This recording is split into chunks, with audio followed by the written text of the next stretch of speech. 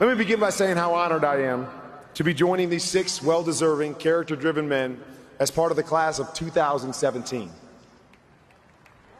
And how humbled I feel to be joining this new team made up of men that I've admired and tried to emulate ever since I first picked up a football. For those who've witnessed my career from the outside, you will undoubtedly use the milestones, Super Bowls, MVPs, and of course tonight, as the defining moments of my career. But if there's one thing that this process has revealed, it's that those pinnacle accomplishments on the field were simply byproducts of the moments that would lay the foundation of the man who stands here this evening. Moments that few have heard about and even fewer witnessed. Moments that, no matter how insignificant they seemed at the time, would become the backdrop of my story.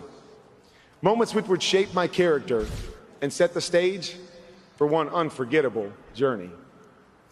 Like the moment I visualized this for the first time. The moment that tonight became a possibility.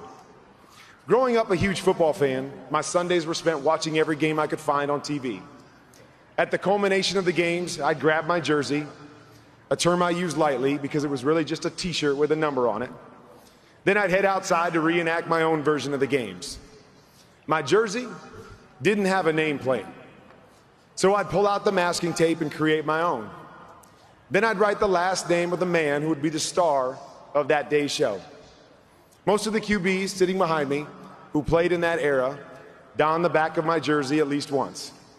My front yard played host to Broadway Joe, Bart Starr and Lenny Dawson, Johnny U, Bob Greasy and Fran Tarkington, The Snake, Dan Fouts, and of course, Roger the Dodger. The only name I don't ever recall writing was Bradshaw. You see, I grew up a Cowboys fan. So no matter how great he was, there was no way I was wearing a jersey with the Steeler QB on the back.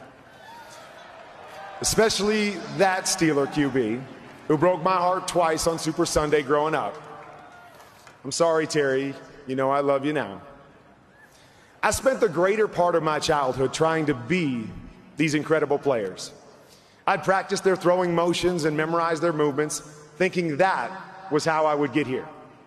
Then one afternoon, that all changed.